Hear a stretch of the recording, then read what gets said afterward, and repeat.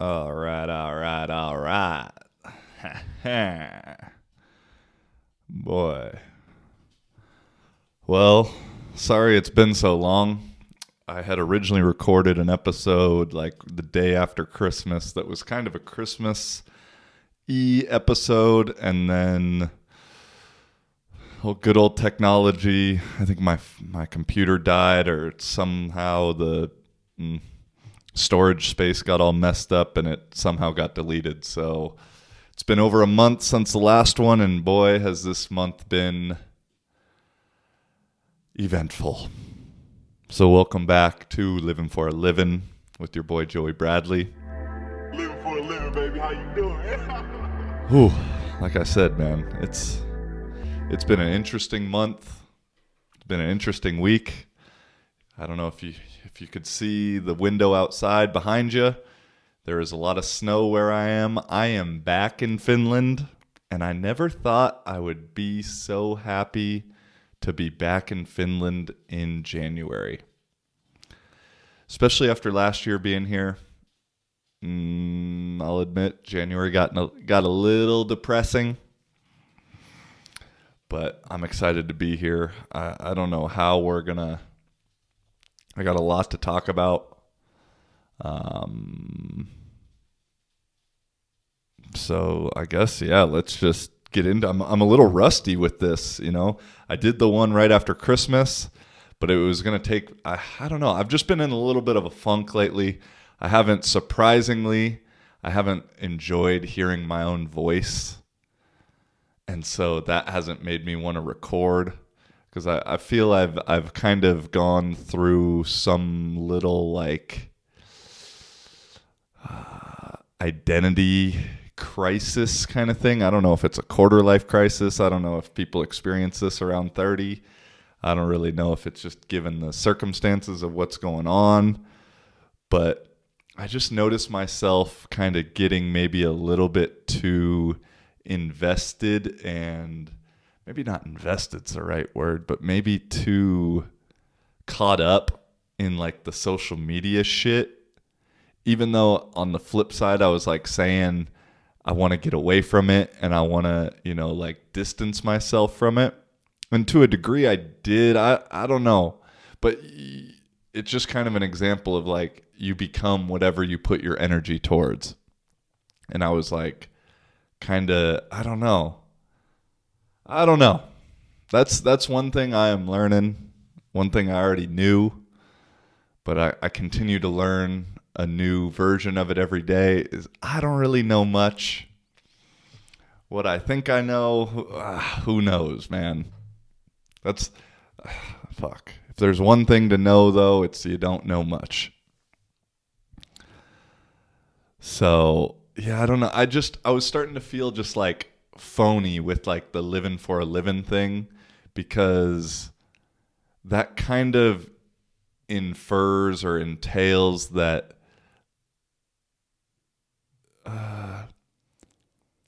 or I think the way it gets interpreted by people is like you're having a great time or whatever. And to be honest, the van thing, which we're going to get into, got some bad news, got some good news, got some new news. It was a great experience, but also I wasn't having a lot of fun all the time. As I mentioned in past episodes, like the whole van life thing is completely romanticized on social media.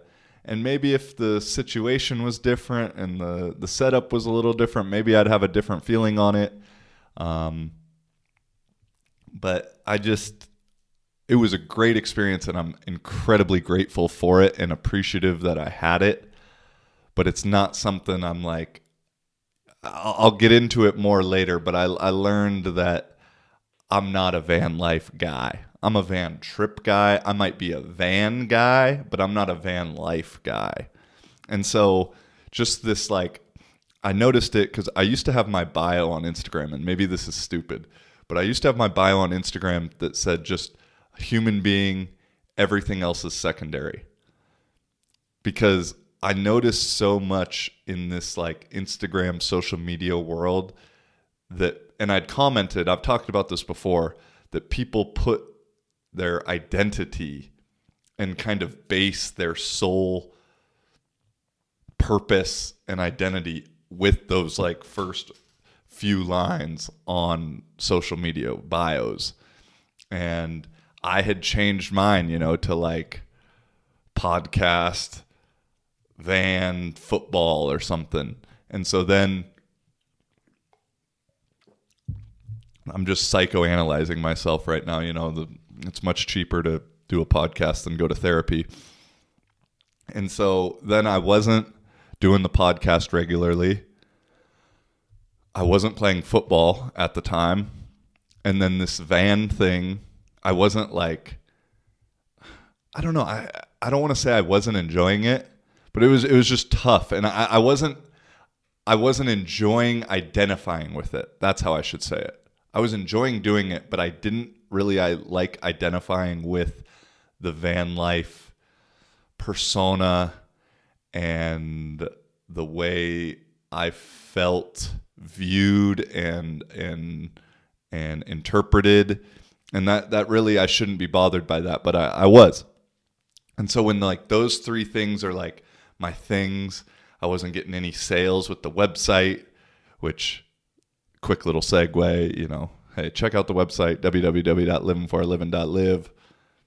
I'm going to get back into plugging it, going to get back into designing some more stuff for it. I think I got some good stuff going with it, but man, starting your own brand is not an easy thing. And so anyway, none of the things that I was kind of identifying myself on the social media, which is like this, the internet is its own little reality in a way. And with metaverse and all that shit coming into play right now, like it truly is becoming an alternate reality.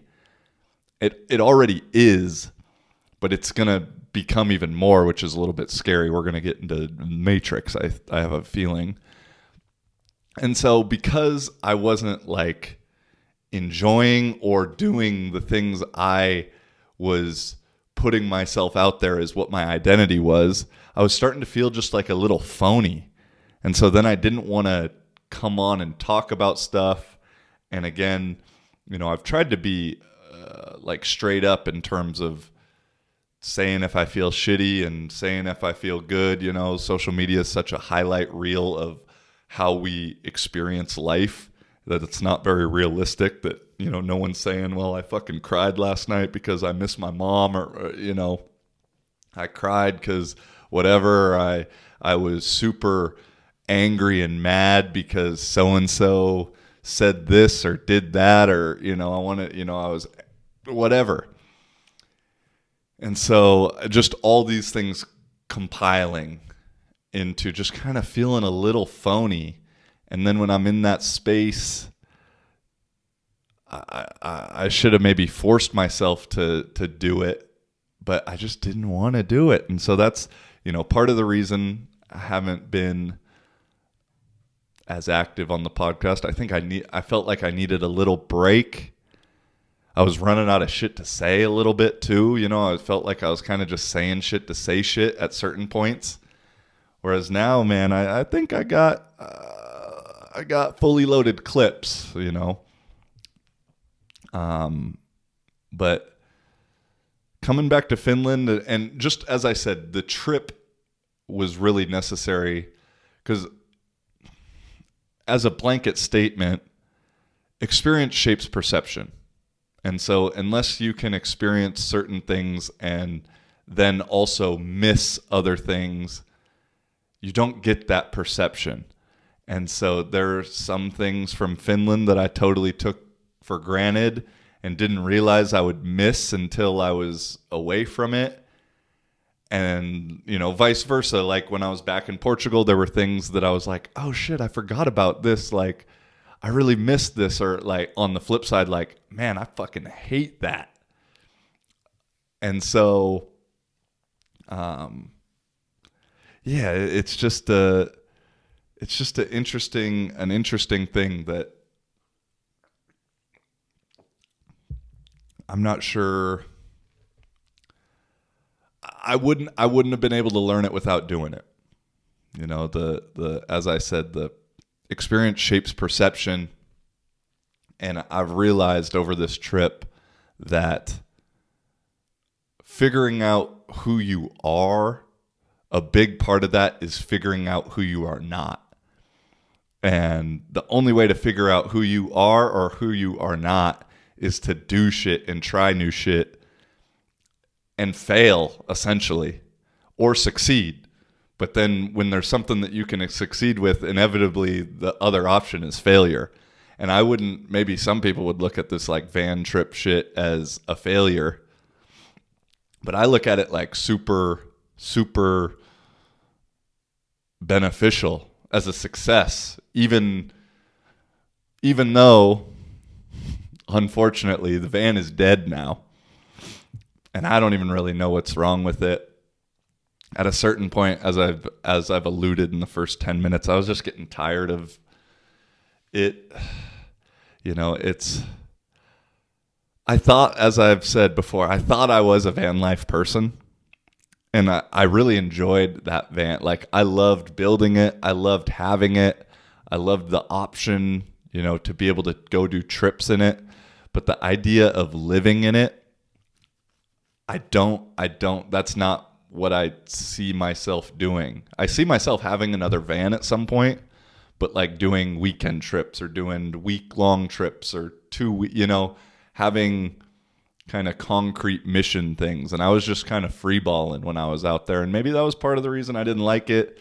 Having no electricity in the van was tough. It kind of created some issues with just charging the phone and having to stop in bullshit locations and waste time, and also the COVID things and dealing with vax passes and masks and all that kind of stuff that, you know, it just maybe wasn't the exact right situation for me, and that's okay. It just also, the whole thing of being in van life that I didn't like was it felt like I was conforming to this nonconformity. And if you know me, or even if you don't know me, I take pride in being unique. I'll admit it. And while like the van life thing in a way is unique, it's also incredibly normal, especially out in Portugal, where I just never felt so like part of a group that I necessarily didn't really want to be in. And then from the outside looking in, I know that's like how I got perceived, you know, talking with people and like, oh, you're a van life person. And it's just like this like kind of immediate judgment that I don't put too much stake or too much value in. But I just didn't like being in that box of rocks, especially also because I felt that I met some cool people along the way, both other van life people and just like strangers. But majority speaking, I really didn't like a lot of the connections that I made because of quote unquote van life, whether it be other van people or whether it just be like random people. As I said, that like lens that it got looked at in, I didn't like it. And I felt in a way that it's ironic that a lot of the connections or like the people that I met in the van life community, it was a little bit like superficial, but not superficial in a materialistic way, but just superficial in the sense of and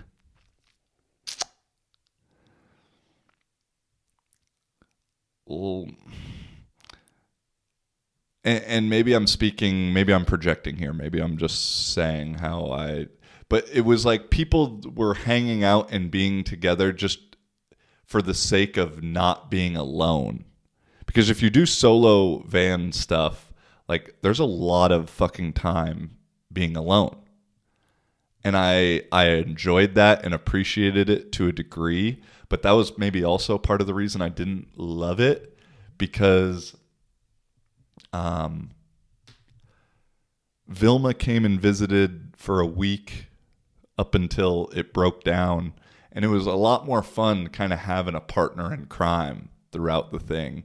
And so I noticed like myself and just people that I would end up hanging out with randomly when I was alone, it was not necessarily like I felt super connected with the person.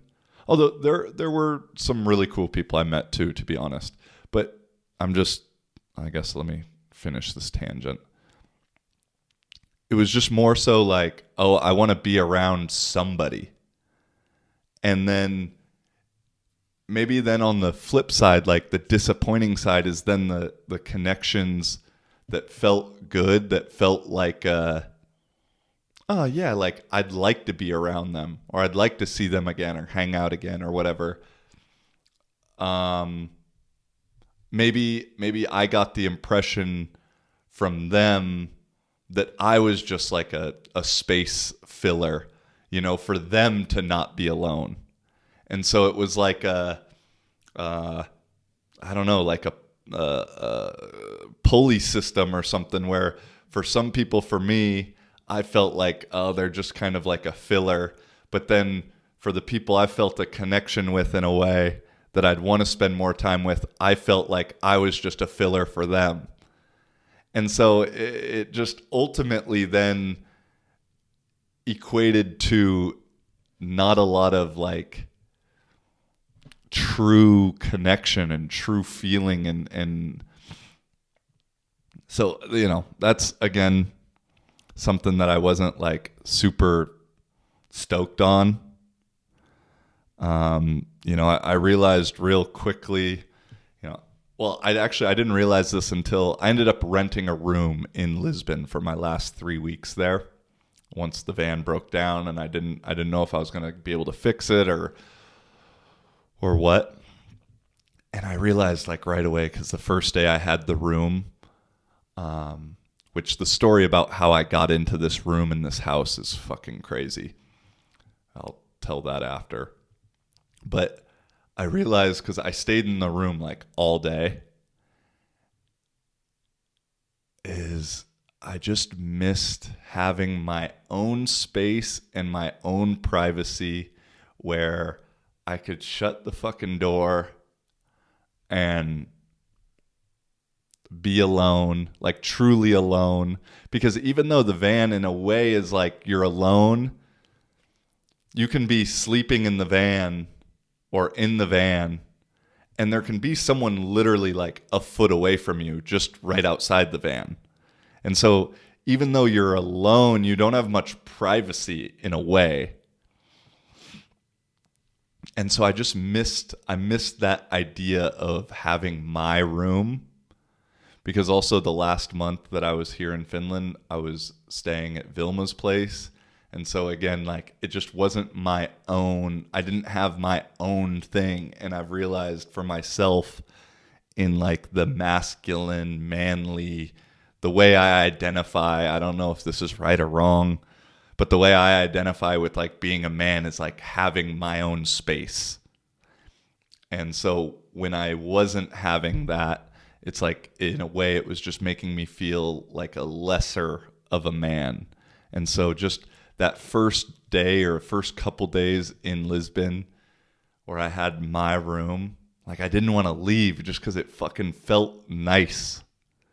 It just felt, and just to be stationary. And then on the flip side, like to wake up and have a toilet at all hours of the day, and a shower, I guess. Although in my place in Lisbon, I had like a bath. I kind of got into taking baths, which I'm like anti-bath guy. I don't feel like baths are good for getting clean. They are relaxing though. I'll give them that.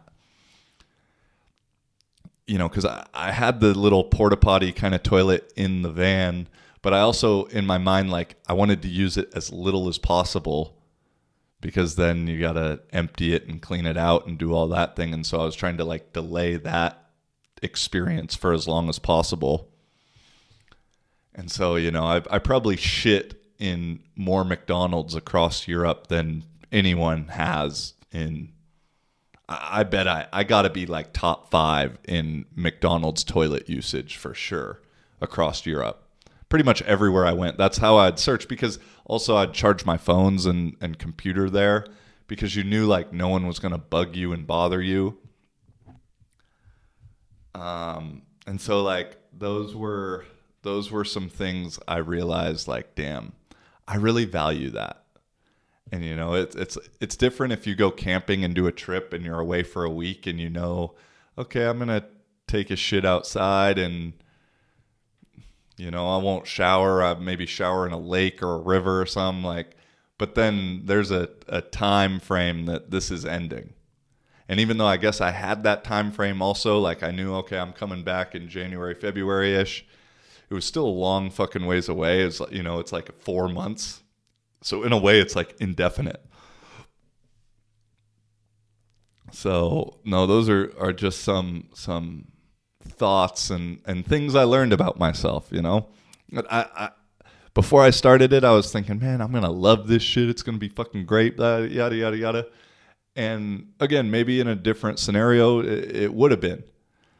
And again, I maybe sound negative, but I look at this whole experience and this learning process as incredibly positive, and like I'm super glad that I did it. I have zero regrets, because in the big picture,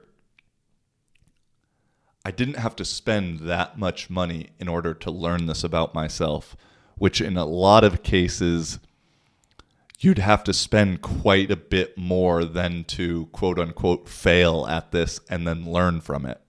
And so I really didn't have to. I didn't have to. It wasn't free, don't get me wrong, but it wasn't like I'm hurting now because of, it didn't put me in a hole. I view it as money well spent. Let's see. Let me look here. I wrote a lot down for this one just because I was kind of. It's like a weird way to journal for me. It's like a lot more enjoyable than just writing stuff down. Writing stuff down is good, and I was doing that on the trip. That was actually kind of supplementing for not talking and doing the podcast, but you can talk a lot faster than you can write, so these ideas can form and change, and you can change paths and go on a different tangent much easier. But last few things regarding the van life and stuff is, I do love that van. And I really loved the building aspect of it. Although I will admit, if the next time I do a build, I'll do it a little bit differently. I thought I was so fucking smart when I was building it the first time, and this is so functional and this is going to be so good and da da da da da. And then at like a month in, I was like, I'm fucking stupid. Like, this makes no sense. This is not how it should be. Like, I had the little like table thing that would fold out that I thought was like the best idea ever when I did it. It was so obnoxious to have to get into that table because they'd be next to the bed and there'd always be shit there. Van life is just a lot of moving shit around the van. And then the other thing is,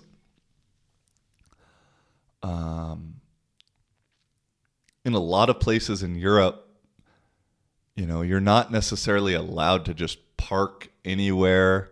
And so there's this, especially Portugal also, because, and I understand this, is in Portugal, you're not allowed to like camp overnight in any of the national parks.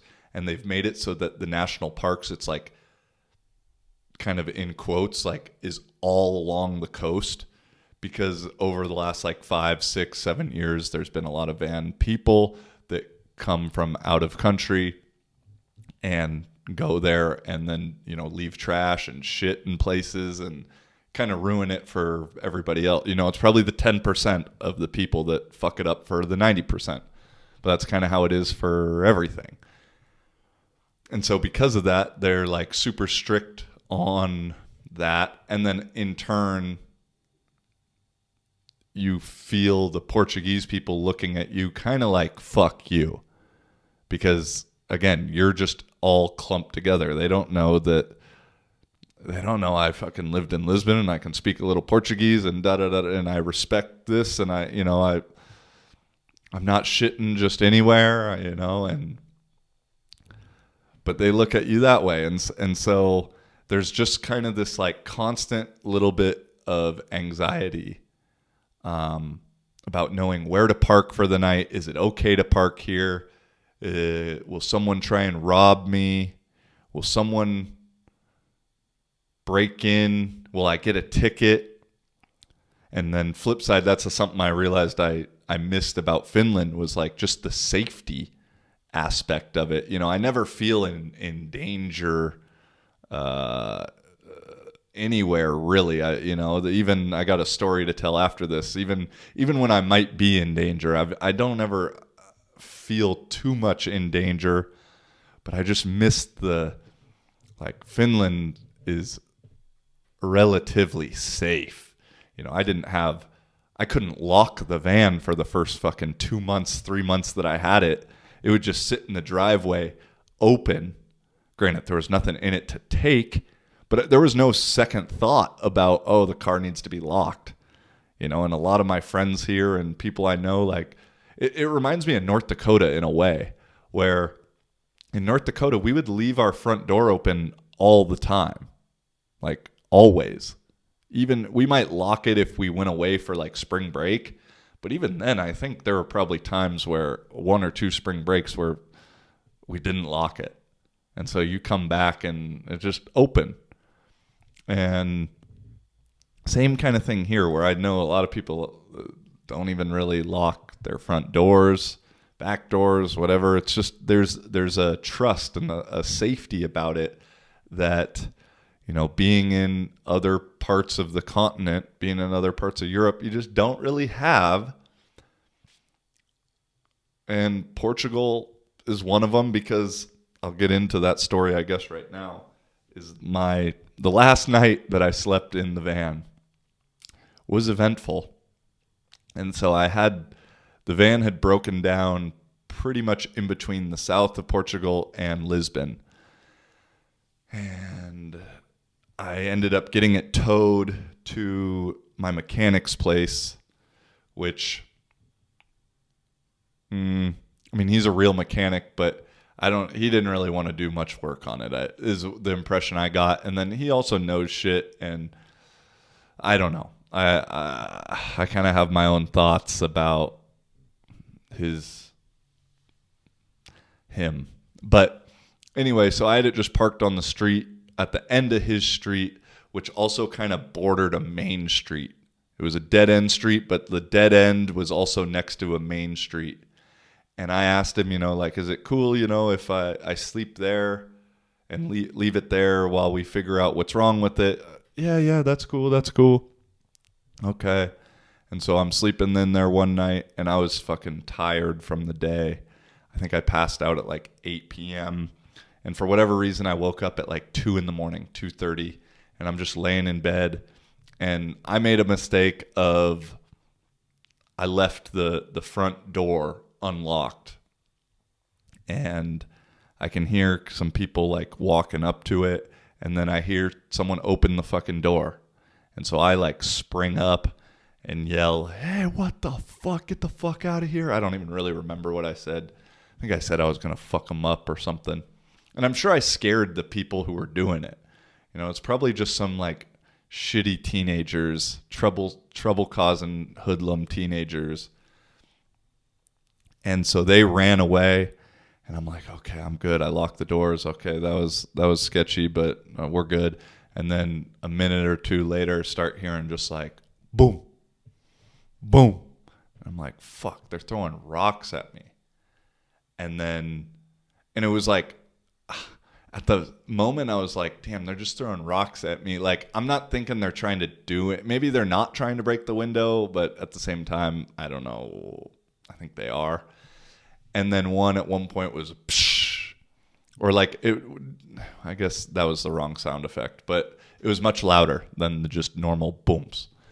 And the back window, pretty much right where I put my head to sleep, had gotten a rock through it.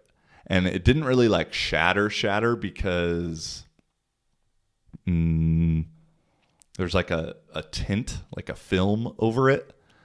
But it had a hole through it. And so here I am like, fuck, dude. You know, and that night before I'd fallen asleep, I just learned the engine's fucked. You know, and so in my mind, I'm just going through like, well, it'd be at least probably like $1,500 to fix. What should I do? I love this thing. Should I fix it? I want to fix it. It's my baby. I got it for cheap. It wouldn't be that much. You know, all these thoughts going through my mind of unsure what to do. And in a way, that rock through the window was kind of a blessing for my mind, because as soon as that happened, I was like, all right, it's over. Like, fuck it. And so there was no like second thought of like, oh, maybe I fix it. No, it was like, okay, it's been done. I had my time. I learned. And that's the climax. That's the end of the movie. And so then like the next day I was talking with the mechanic or whatever, and he's like, oh, and we only speak Portuguese. And he's like, yeah, there's, a rock through the back of the window. And I was like, yeah. And he was like, yeah, it's a very dangerous area. And I'm like, motherfucker, you told me I could stay there and it would be no problems. Like, you couldn't have fucking said that when I asked, is it cool if I stay there? Like, is it all right? And so in my mind, I'm like, what the fuck? Like, I'm a little bitter at that, as you may be able to hear. And so that's how the van came to an end. And it is still it's still at the end of that street. I was going to like tow it to another friend's house, but she lives in also a not very good area. And so in my mind, I'm like, well, I don't want to spend $100 to tow it to an area where it's just going to get another rock through it, And so then the next thing that came up was like having to figure out, all right, well, where am I going to stay now? And for how long do I need to stay somewhere?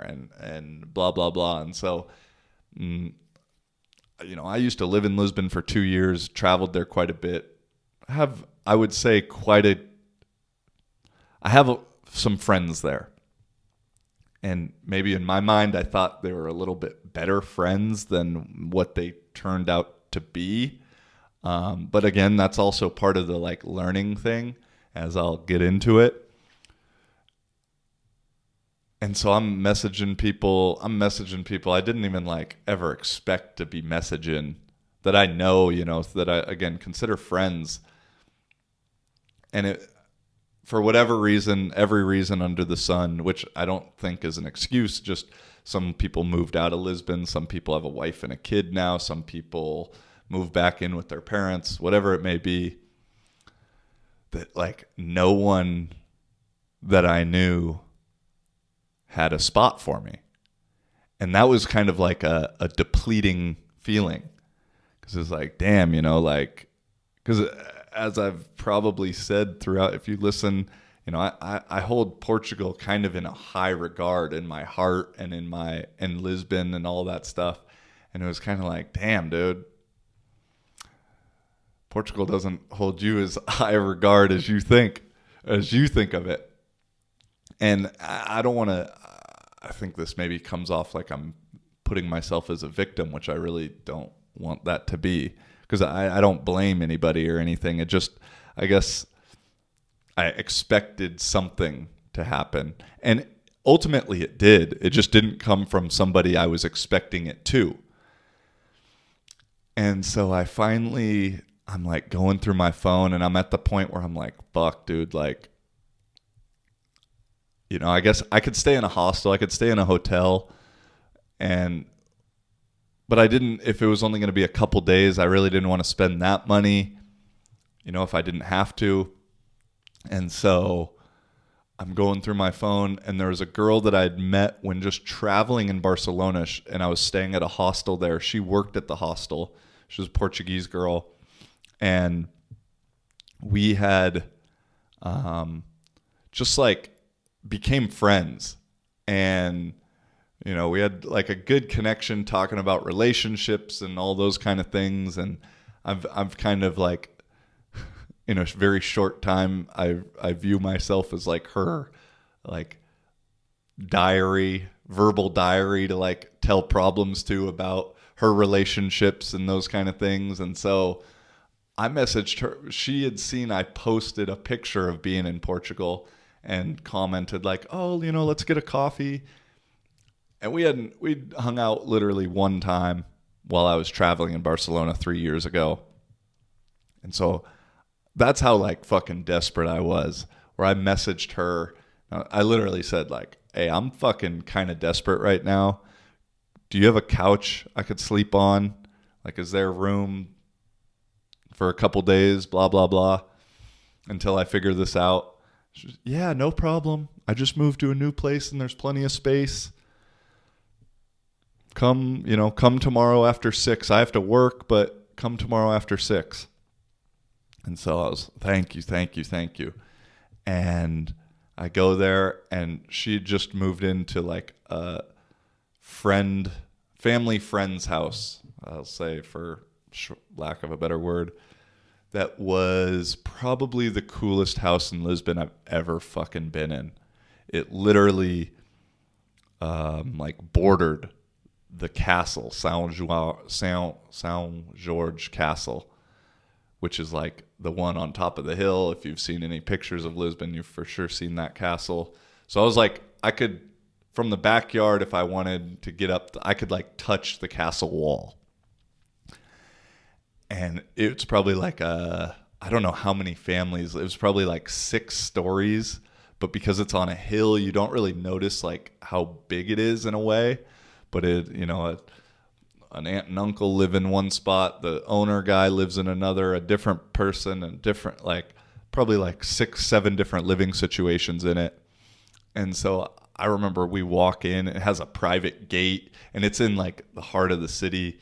Private gate opens up with like 6-car parking, which is like unheard of in the center of Lisbon, you know.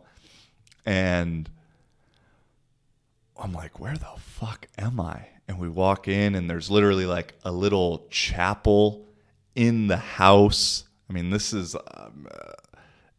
I don't know if I'll put pictures in order to show some of this, or video, because I took a couple to send to my parents. But it was a wild place. I mean, probably 20-foot high ceilings throughout the place. And long story short is there was the room she was renting out, or like the quote unquote house she was staying in, was just the floor that the guy, I think who's in charge of the whole thing, was living on, is like too big of a house. So he separated and kind of made it into 2 separate houses with one is his space, and then one is, there's the kind of living room and 2 bedrooms. And so we're in that second area, and there was another Italian guy staying in the one room, but he was constantly complaining about like his asthma and the humidity in the room. And I think this dude just fucking liked to complain about anything. He was an interesting character, to say the least. And so I think my like second day there, he moved out. And so I'm like, shit, there's a room opening up. And then by like this point, I know the van is fucked. So I ask like, hey, can I rent that room for the next 2 weeks? And it just so happened that the owner has a few dogs, 4 dogs, German Shepherd, a big yellow lab, and then I don't know what those other 2, kind of like little mutt. One was like almost like a corgi, Australian Shepherd mix. I don't know if that's possible, but that's what the kind of combo looked like. And so they needed someone to take care of the dogs, take them for a walk, feed them for literally the time that I wanted to be there. And so I end up just talking with the guy who owns everything. And he said, yeah, like you can have the room if you just feed the dogs every day, take them for a walk, yada, yada. And you know me, I love dogs. Although I felt bad for those dogs. They weren't living their best life. But they had some of the best views in Lisbon for any dog there was that was getting fed regularly. But so I ended up staying in this room, as I had explained before, my room for 2 weeks in exchange for just taking care of these dogs. And it was just a beautiful example of like, wow, the universe is working in my favor. You know, I've tried to stay positive throughout everything. You know, I am a big universe guy, although I've felt throughout the trip and maybe throughout last few months, like I lost a little bit of that one way or the other. And so it was just a nice little reminder of like, hey, dude, this is you. Some of that shit you were feeling, like that still is you too, but that's not like, that's the ego you. That's not like the true you. And so, man, that was how it went. And so I stayed there for a couple weeks. I ended up smoking a lot of fucking weed over those couple of weeks, which in a way, you know, I don't smoke when I'm here in Finland. It's just one, because like, I really don't even like smoking that much, to be completely honest. I become incredibly unproductive and lazy, but also the weed here isn't very good. It's also hella expensive. We get tested, you know, once the season starts. And so like, there's all these reasons not to. I don't really enjoy it that much anymore, like I said. But weed is a good, like, I call it like a time traveler, because, and as I've admitted here numerous times, like throughout my life, I smoked from 16 to 26, 27. I smoked a lot of weed, a lot. But I could also say during a lot of those times, like, I wasn't super happy in the big picture. And we, especially like in college and like football stuff, because, you know, whether it was self-inflicted or whatever, I wouldn't be starting. And so like, when you're not the starting quarterback, you don't get to play, and that's not why you're there doing it. And so I've like, now as I can reflect as I'm older and outside of the picture frame, and I can, you know, look at the big picture, you know, I was smoking a lot to like pass the time, because in a way, as I said, smoking weed is like time traveling if you do it a lot. Like if you do it all day, every day, like a week can go by really fucking fast, where you don't even really remember what happened in that week, you know. And then especially if you're, you know, like at that time in college, go to practice, go to school, go to practice, go to workouts, yada, yada, yada, where you're like, you have some mission in mind, you have stuff to do. And then it would be the time you get away from that when you're just back at home that would like be the tough part. But if as soon as you get home, you smoke a blunt and play some video games, watch a movie, pass out, next day comes, like you just get into that rhythm.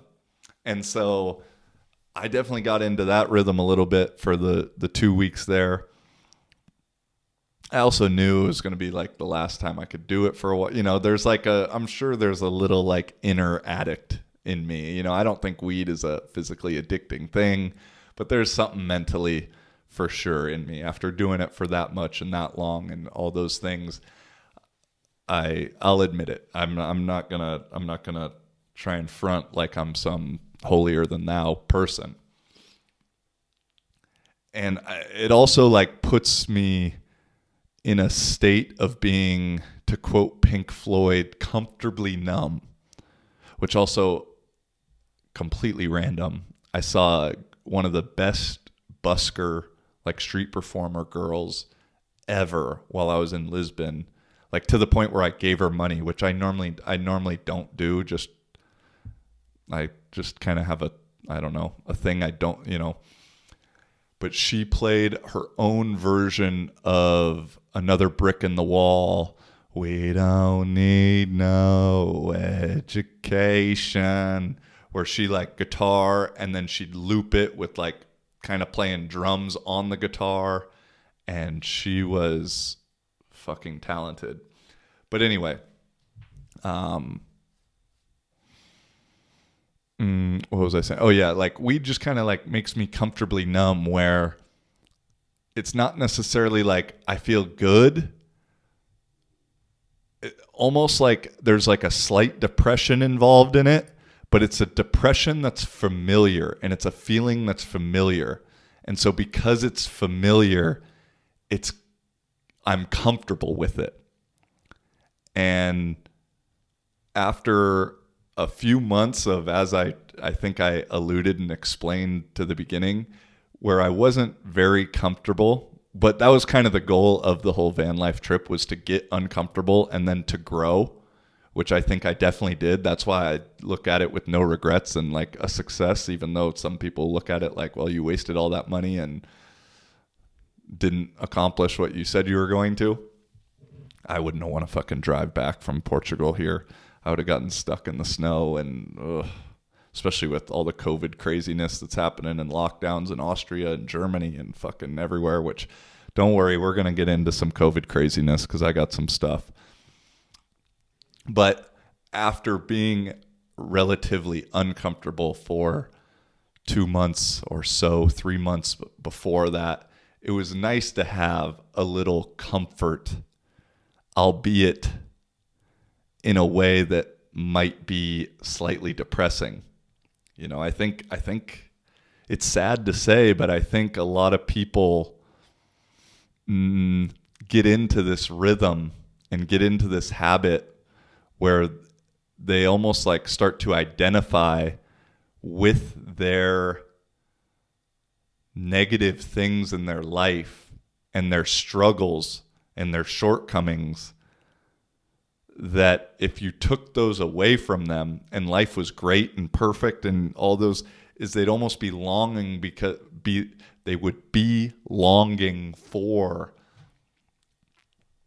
these struggles, because that's how they kind of identify themselves in a way.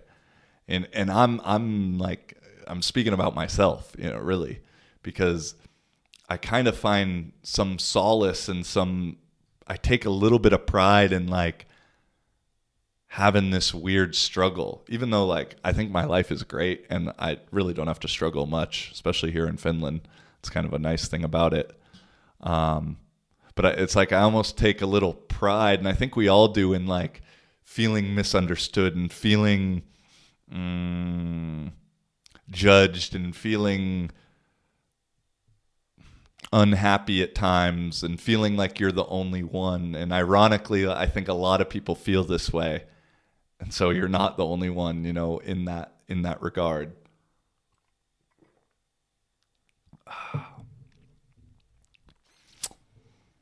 So,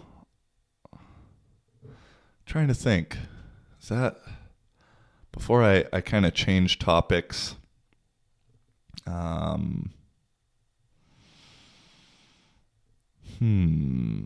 guess, okay, let me look at my little notes here about, okay, I got a couple more things before we get into COVID insanity. Shout out to my guy Henny, probably number one fan of the pod, no disrespect to anybody else. This one could be a long one, my guy. Also, unfortunately, your gas tank is in Portugal still. So I hope you weren't expecting to get that back. It lasted me for a long time, actually. When I was in Poland, my boy Henny, who I played football with in Poland, and is, as I said, number one fan of the podcast, gave me a what's it called? A propane tank, because the one I had from Finland had ran out, and yours ran out once I got to Portugal, actually. Like halfway through Portugal. I ended up having to buy a Portuguese one because the Polish one, the Portuguese one was different. So at a certain point at the end, I had 3 fucking propane tanks in the van. I was a driving bomb, essentially.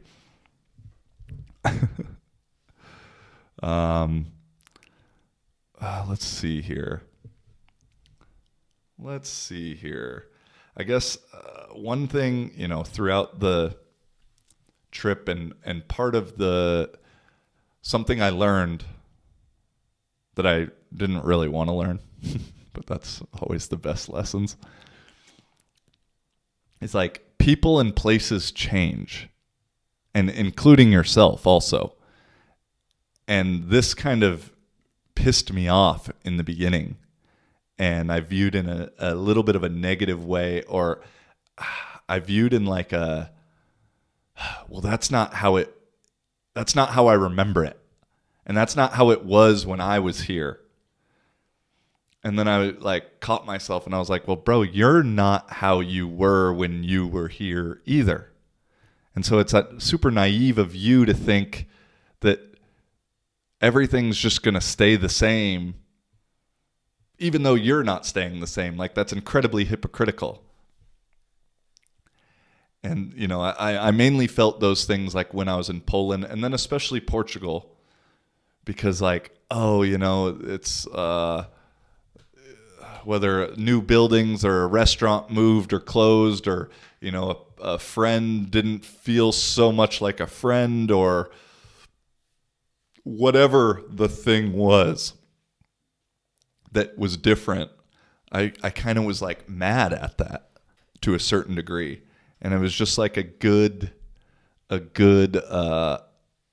realization. It's like, dude, like everything's constantly changing.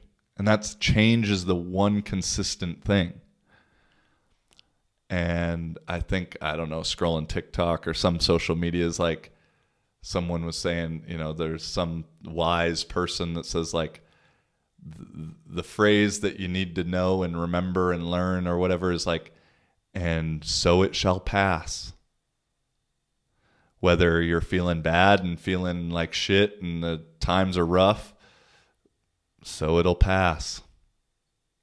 But then also to know on the flip side, when things are going good and you're enjoying life and can't go wrong, that eventually will pass too. And things will change.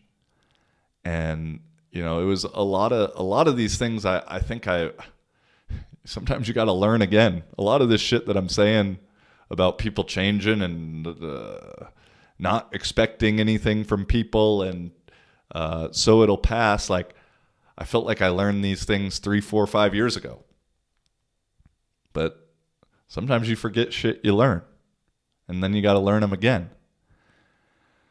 And so that was like the thing that, Portugal, for instance, one of my favorite places in Portugal is called Panoramico de Monsanto, which is like an old abandoned restaurant in the forest area that when I lived there 5, 6 years ago, it was like technically illegal to go there. It was fenced off. There's a hole in the fence. Portuguese people don't really follow rules very well, even if they have strict ones. Although they do follow the fucking mask rules. Jesus Christ, mask Nazis in Portugal.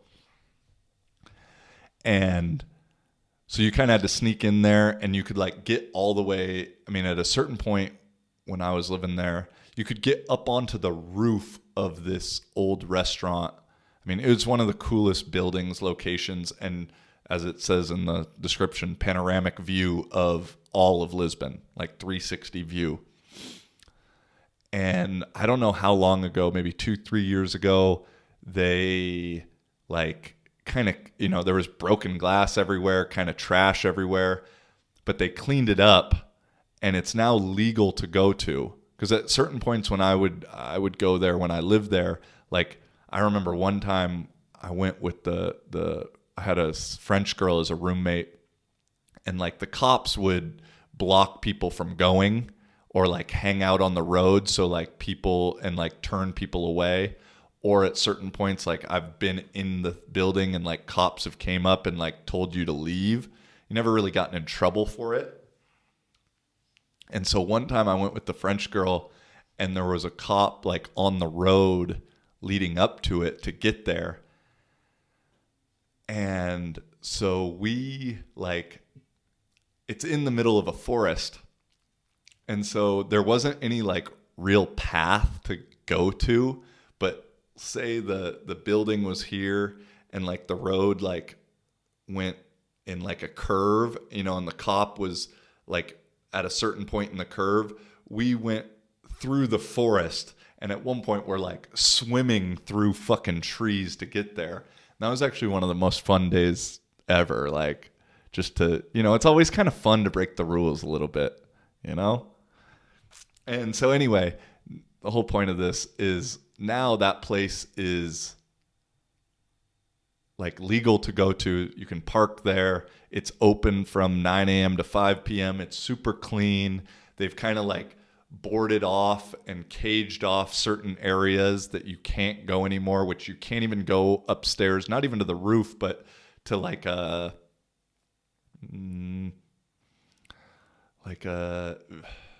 tower, like an observation deck is, I think, the best way to say it would be, which it's like, and then they put in a new, like, I mean, there's some really great street art and graffiti there. And then they put in a new, like, stained glass window thing that's like, says like equality or something on it. And it just like, I'm all for equality, don't get me wrong. But just the entire combination of the things being caged off, the whatever, just like reeked as like unoriginality and like the system taking over. You know, it used to be kind of this underground cool thing that was illegal, and now it's like this like part of the system thing. And I went there like my first day that I got into Lisbon, and I was like, man, times are a-changing. Times are a-changing. And then the other funny weird thing is like there's a equivalent, basically like a Portuguese Starbucks. They have Starbucks, but they have this other place called Padaria Portuguesa, which is like a Portuguese bakery translated. And they had they used to have a breakfast menu that you got fresh orange juice, a coffee, and like a kind of little breakfast sandwich, more or less, for $2.50. And now that motherfucker costs $3.50. And so I also kind of had fun being like, wow, man, back in my day, I remember when the breakfast menu was $2.50. Because $2.50 is like a good deal. $3.50, it's like you're kind of just buying all the things individually in a way. But then I went back to my little like sandwich spot, my lunch spot, the one place that I would spend money on food out there. And ironically, nothing had changed there. And I don't think anything will ever change there. I mean, the same people that work there are still working there. They remember me. Prices were the same. Food was the same. Soup was the same. They don't have fresh lemonade anymore, though. That was the one difference. But that was also, I guess, a nice reminder is like, well, some things don't change.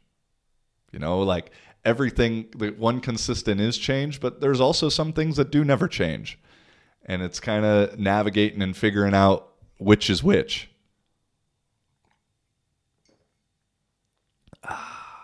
Alrighty. Man, I'm flowing. I'm going and flowing. This is like I said, it's a long one. I got a lot of shit written here about COVID. I guess, hold on. Let me again just double check. Because I want to finish Portugal.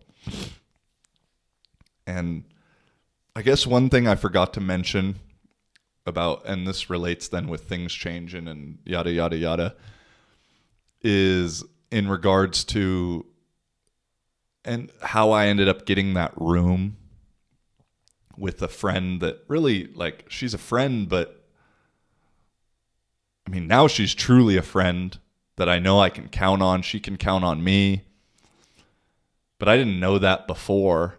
And so, like, what I learned then also, I think it relates with the changing idea, is in relationships and friendships and stuff like that, even like, you know, family, I think a lot of the time we put a big emphasis on time and, oh, you know, I've known them since third grade and I've known them for 4 years or 5 years or whatever it may be. And time necessarily doesn't equate to,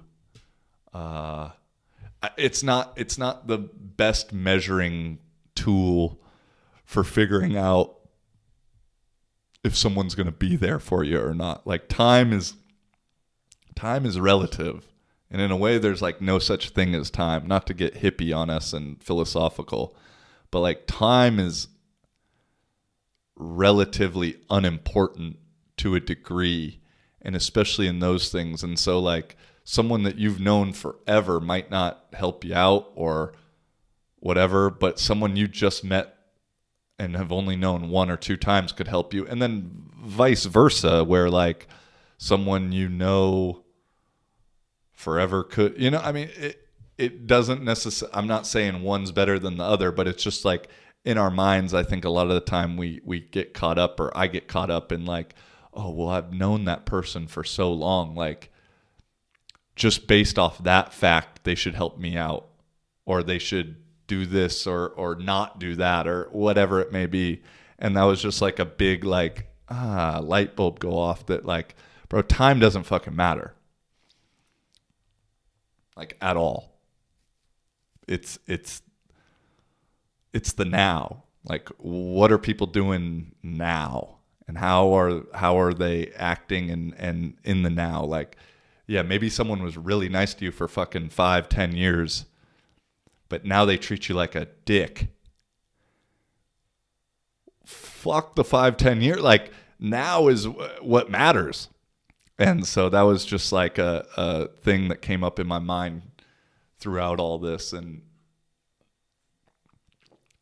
I don't like have any beef or anything with anybody at all. But I'm just grateful that I got to learn that shit and kind of get reminded of it. And yeah, the other, like, one last thing on the change of things being different is a big thing that I loved about my time in Lisbon was having my homie Sanjuk there and his Nepalese restaurant, which I lived right next to, that was kind of like my main hangout, and hanging out with all the Nepalese guys and just like the other people that came. His restaurant was truly like a community spot. And that was like a big thing I miss and I enjoyed about being in Lisbon, is that feeling of community and feeling like I'm a part of something. Because especially in the winter here in Finland, you don't really get that sense of community because people don't really talk to each other. You know, people don't make eye contact very much. There's no, you know, quote unquote bullshit conversations or you know, hey, how's it going? But that was something that like I really missed. But Sanjuk doesn't live in Lisbon anymore. He lives up north. And I saw him as soon as I arrived in Portugal. He was like the first guy I went and saw. I'm sure I've said this already. I don't know. Sorry if I'm repeating myself, but shit, it was a month ago, so you don't even fucking remember either. So it was fun, though, to go and see all the other Nepalese homies because of him and because of his restaurant. I know quite a few of the Nepalese guys in Lisbon. And then after going to Nepal with him, like, and I think maybe a lot of them have probably maybe seen some of the vlogs, like they have a respect for me because they know I know their culture a little bit better than just the normal fucking white dude with long blonde hair. And so, I ended up going to this other Nepalese restaurant that the guy who owns it is from the same city as Sanjuk. I went there like a bunch of times, and the place I was staying was only like 5-10 minutes away from it, so that was nice. And that was just like another cool reminder. Is like, okay, again, you find out who like fucks with you in a way and who doesn't, and I've gotten a little more quiet on social media and stuff like that throughout these times, because it's like, I guess like a little inner test of just like, all right, who really fucks with you? Who's checking in? Who's not? I don't expect anybody to check in, but it's when you get real silent that you figure out who really fucks with you and who cares. And I've learned probably, and this is going to sound depressing, I really don't mean it depressingly, it's like a lot of people don't really fucking care. But that's also an idea that I've held in my mind. And ultimately, like, your mind is going to create your own reality. And so I've kind of, throughout my life, for whatever reason, I can't exactly pinpoint, well, I can't, maybe I can, let me say it and then I'll get into it, is like, nobody really gives a fuck about me, in a way. And that's okay. Like, I care about myself more than anyone cares about me. And that's how it should be. Like, you should care about yourself more than anyone else cares about you. That's just how it is. And I think we fall into this like false sense of stuff where, I know we all want to be cared about. I think that's like a human desire. I know for myself, like, I do want that.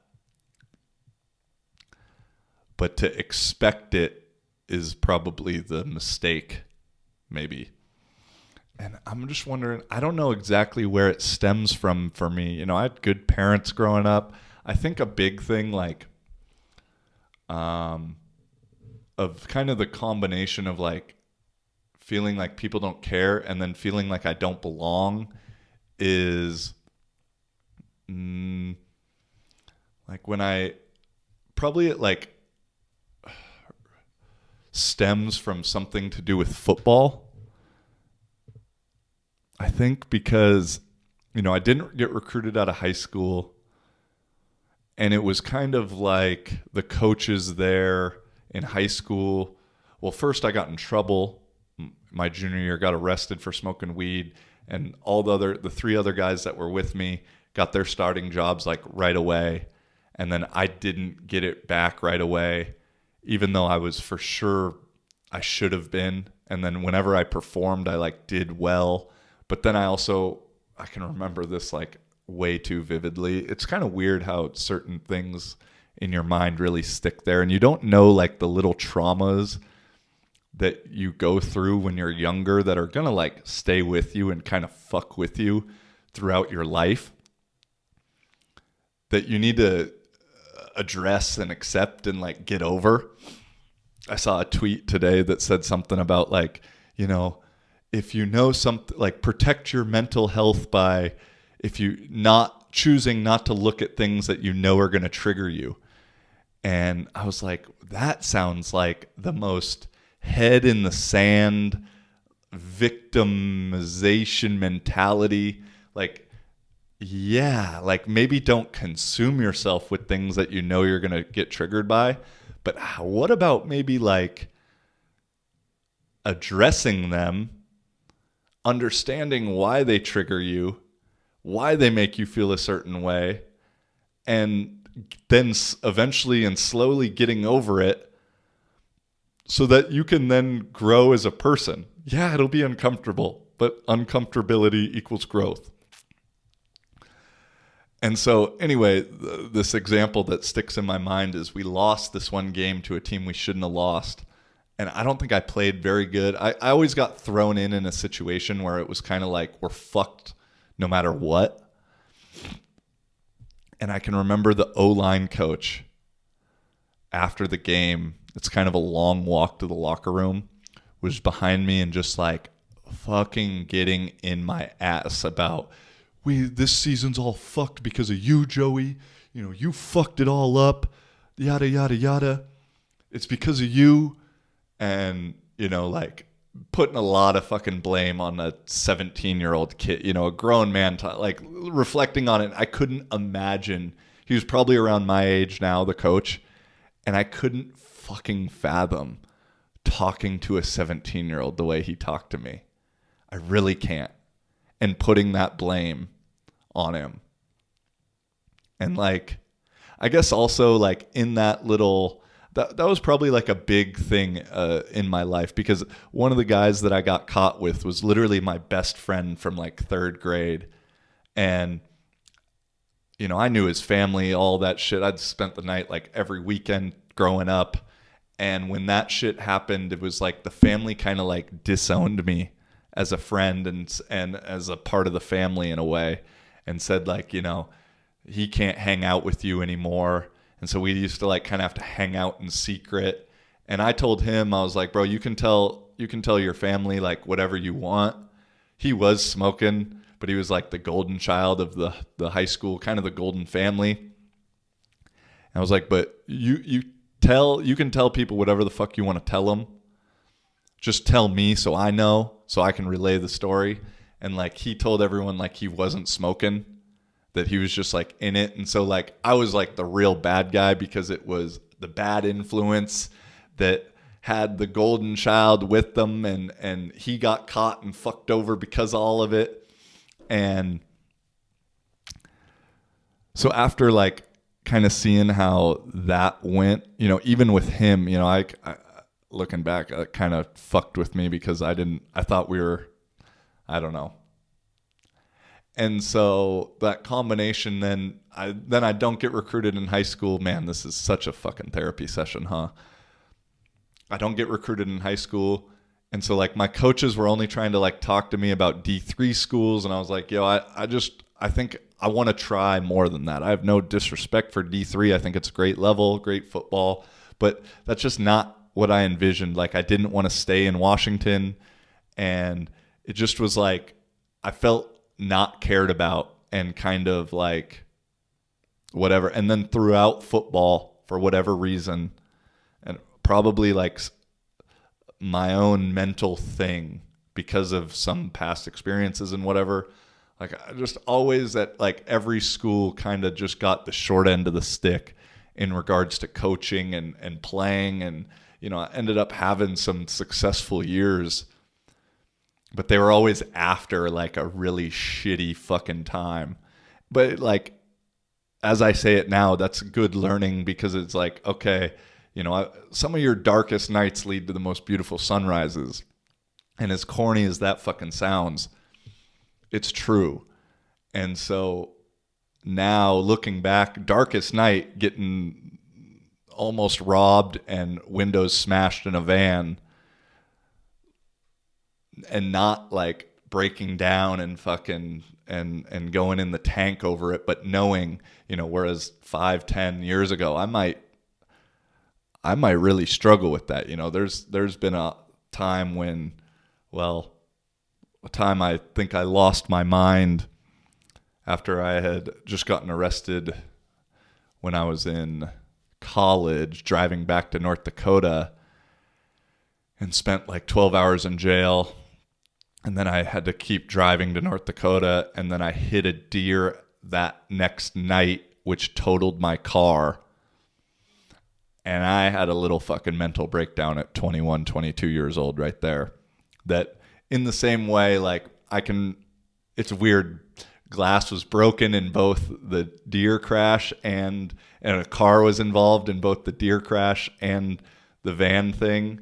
Or like looking back 10 years ago, like I probably would have lost my fucking mind for a day or two.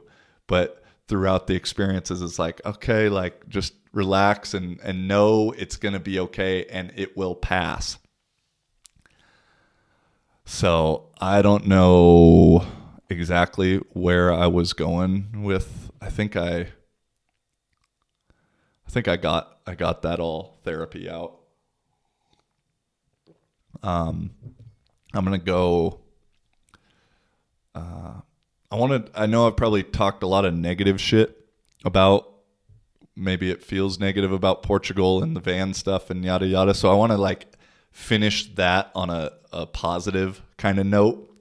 And so my last week with the van was actually like probably one of my favorite ones since the first few weeks that I got it, because Vilma had visited and was with me, and we did some like fun shit and saw some like cool stuff. And it started like her second night there. We ended up going to this kind of rave concert in Lisbon. And I had invited I asked one of my friends if he was going to go or what he was doing that night. And he's like, "Oh, bro, you got to go to this concert. I'm going." So we ended up going, and we had a good night. We had an experience, if you can read between the lines on that one. And but he told me like, "Hey, make sure you buy a home test before, because this is December 1st or December 2nd, and Portugal had just changed the rule that in order to get into venues and restaurants and whatever, you have to have a negative test, no matter if you have a Vax Pass or not. I think you also have to have the Vax Pass. I don't know." So anyway, we brought fucking home tests with us to this rave that's in the city. We ended up not having to use them. It was a super fucking fun night. It was a DJ called Grouch, who's like New Zealandish. Yeah. And he was dope, like kind of trance in a way, like there's something like incredibly religious about like someone playing music like that and it being dark with lights and like everyone dancing. And I don't mean religious in like a like Christian Judaism, like, or maybe I should say tribal, because there was like some weird like, you know, I might have had some influences in me as well, but there's like some like little thing that you know, I felt to a certain degree like there were some like weird spirits around and demonic type of things that, you know, I've watched the TV show Vikings a little bit, and you know, they'll have like full moon parties or whatever it may be that are like incredibly spiritual kind of. And I was like, damn, bro, like this is like a historical type of thing that we now have just kind of normalized to a degree, and I don't think we understand the power of it. And so we did that one night, and the reason I felt like some little like demonic entity had entered my atmosphere was like we took an Uber back to the van from the venue, and where I was parked was like a really good parking spot actually for the van, but you had to like go through the forest to kind of get there, which sounds weird being in a city, but you had to. And it was taking a while, and I kept kind of thinking, like Vilma was kind of like freaking out a little bit, thinking like, oh, like the Uber driver's gonna like do something, I think. But I also, in my mind, like while she was kind of freaking out, was like thinking about, oh yeah, like what if the Uber driver killed us? But then I started like flipping the script on it, and I don't know, like I'm going to write a movie about this, I think. But I was like, well, what if we killed the Uber driver? And then we went and picked other people up. Like I had this like full like fucking crazy, you know, I'd never do that, but I had like this like crazy thought that it would be a really good fucking movie. I've got it kind of scripted out. But I realized like when we got back to the car and I was telling her about that, like she was kind of sensing that, but from a different angle. And I was like, yo, there was something at that little rave that like got inside of us one way or another. And so anyway, that maybe didn't sound like a fun night, but that was a really fun night.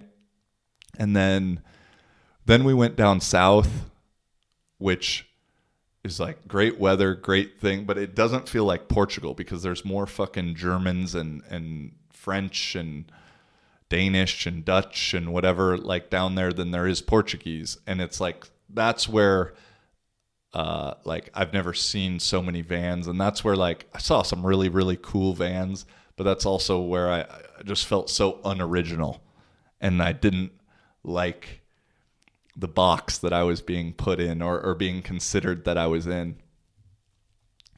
So we went down there, and then ironically we went to like a kind of famous party down there that is like everyone kind of knows about. And it's at this like eco commune hippie place. At least that's how it's advertised. In the middle of the forest. And we get down there and there's signs that say like Vax Pass and test required to get in. And I'm like, oh, I'm sure they just like have that for the looks, you know. And sure enough, we get up to the front door or the entrance and got to show pass, got to take a test, a home test. So luckily we had a home test from the original rave, and we're sitting there. I'd never seen something like this, like the ultimate van life hippie, long blonde hair, you know, like there's millions of guys, not millions, hundreds of people that have my vibe there. Everyone's with a little Q-tip up their nose, swabbing it, like the system. And then you had to wait, 15, 20 minutes for the results to come back. And then you could go in, and then it cost, like 15, 20 bucks to get in. You got free pizza with it, which was actually really good pizza. And the venue or the location was fucking awesome. Like, felt like you were on a movie, in like a movie set.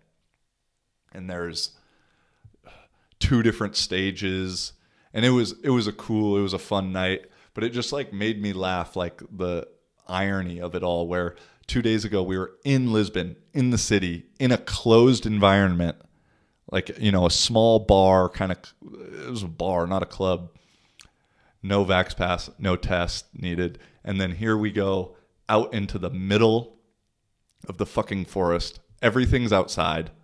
It's literally dirt floors, completely open. And we have to show Vax Pass and take a test in order to get in there. And to be honest, like the home tests, I'm sure they're not 100% accurate, but neither are the fucking doctor test either. And so I truly, if this thing is, and now I'm transitioning a little bit, yeah, let me see. Did I have anything? Yeah, that's. I guess I'll finish real quick with the van and that week with her. Is like we had some great days down south, going to the beach, swimming in the ocean, doing all those things where it was like a beautiful ending to the trip that at times wasn't that fun. And so it was like, I have nothing, like, I'm really glad it ended that way. Because it made me feel like, all right, I got what I wanted. I also got what I needed, but sometimes what you need isn't what you want. And so back to the idea of if this COVID, and now I'm getting into COVID stuff, so if that's not what you want to hear, maybe, let me see. Yeah, if you don't want to hear COVID stuff, then peace out. I appreciate your time. Because I know I don't want to talk about it that much, but I've just seen some shit over the last few months that, again, make no sense. It makes sense in a way and so if this thing is so fucking serious and the pandemic and like I truly don't mind having to test before I go into an event like that, or if you're going to go to a soccer game or a Seahawk game or whatever, like I don't think you should have to do like a fucking government assisted test, because obviously I'm not a scientist, but I can't believe that the home test and the like antigen test that you get from a doctor are too different. Yeah, maybe they are like you have a professional doing it, But all you got to do is fucking put a Q-tip up your nose, put it in the water, pour the water on the thing. Like, it's not like it's some fucking scientific process where you need a Bunsen burner and all this shit. And so my point is, if it's this thing that is so serious and so fucking problematic that, oh, we want to limit this and that, I'm cool. Like, the home tests are like €5 or €6. I'm cool with having to take that in order to get into a place like a cover charge, to get into the bar, because then almost with certainty that everyone in there doesn't have it, which that's, if everyone doesn't have it in a place, then it can't be spread, right? But then what makes no sense in this whole spiel to get into the place down south, the rave hippie party, was you had to show Vax Pass and have a negative test. And so to me, what fucking difference does it make if you're taking a test and you're negative and everyone's taking a test and they're negative? What difference does it make if you have the vaccine or not? And that's going to be slowly a theme of what I'm going to be talking about here, is like, what's now the fucking point of the vaccine? Because also in certain places, I think in Germany now, you're not considered vaccinated unless you've had the third booster, which we'll get into, because a lot of conspiracy theories a year ago are now accepted and true nowadays. So I'm at that little hippie party, and again, with maybe another thing that I realize is like part of me feeling like the van life stuff is a little superficial and almost like phony in a way, is knowing like, maybe a lot of these people had a fake fucking Vax Pass or whatever, but like thinking like this thing that all these kind of like hippie people are preaching their certain way, and then meanwhile are like abiding by that. And then the place that it's at is like, yeah, hippie commune, eco-friendly, and then they're just like fully abiding by the thing. And I get they got business to run, and that's what I learned real quick, was like, this place was about business. This place was about fucking money, not about peace and love and that kind of shit. And so that's like part of the reason I think I've felt that little movement is a little fake to a degree, just like anything probably. And so anyway, I'm sitting at this party and I start randomly talking with this guy who I think is going to be in agreement with me. I brought it up and I said the thing of what I just said of like, I have no problem getting a test, but to me it makes no sense of like, then why to show the Vax Passes if we're all testing? I think someone who's unvaccinated should be allowed to come here just as much as someone who's vaccinated, right? And this dude, the amount of fucking mental gymnastics people will jump through in order to continue the narrative is absolutely bonkers. And he's like, well, actually, no, because the tests aren't 100% accurate. So you need the vaccination because it'll limit the symptoms. And I'm just like, oh. And it was so funny because, like, again, I didn't think that's how the conversation was going to go. And I could see Vilma as he started saying that, just kind of like chuckle, like, well, haha, fucker, like you didn't think he was going to go that way. And so I ended that conversation as soon as fucking possible, got out of there. That dude was fucking weirdo. That's why I thought he was going to agree with me.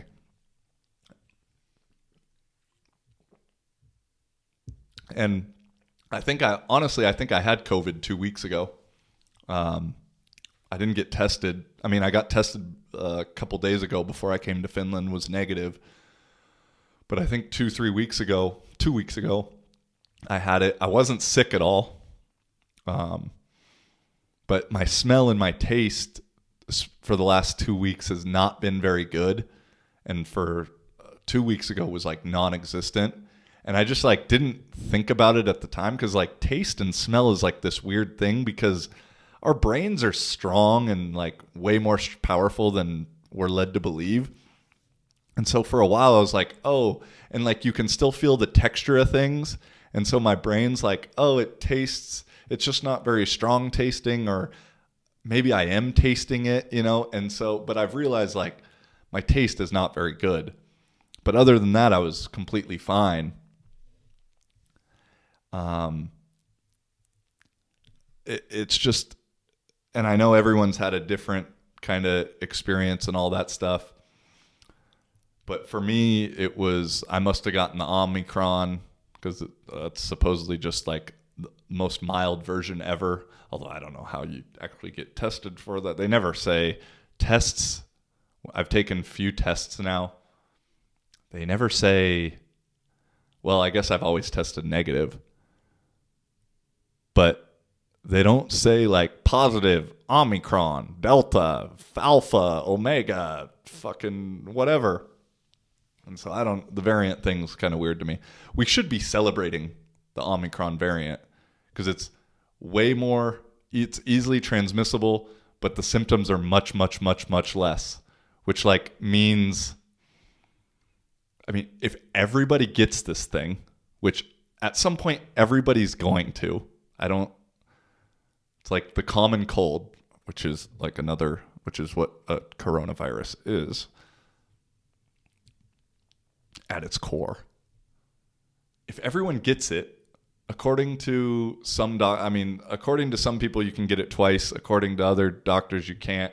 Regardless, if getting it twice is incredibly rare, like chicken pox, if everybody fucking gets it, which I never got chicken pox, by the way.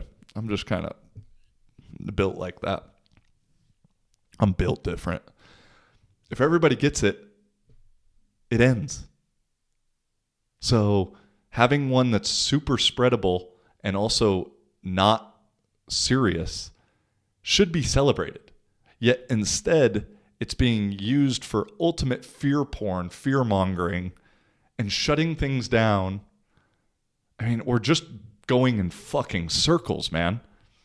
And now the third booster, But to try and stay on track, because I got some shit written down here, I want to open up a COVID testing facility.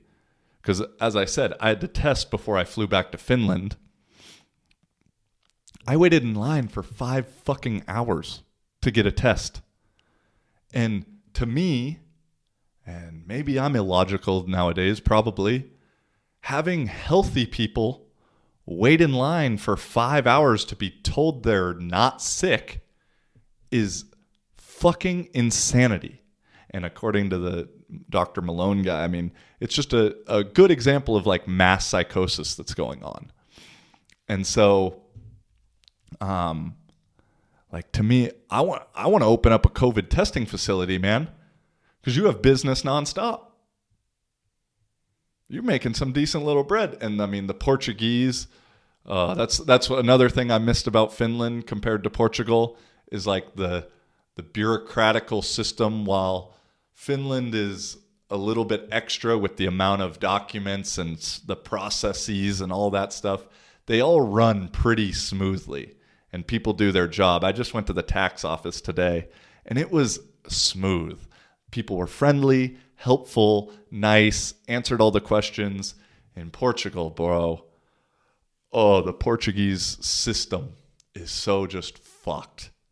And they had, in this COVID testing facility, had one doctor, 2 people doing paperwork.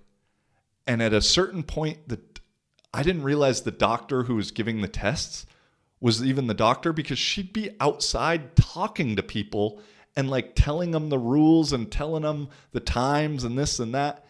And so it was the slowest fucking line ever to get this test because of the system. Like, sticking some shit up a nose doesn't take that long.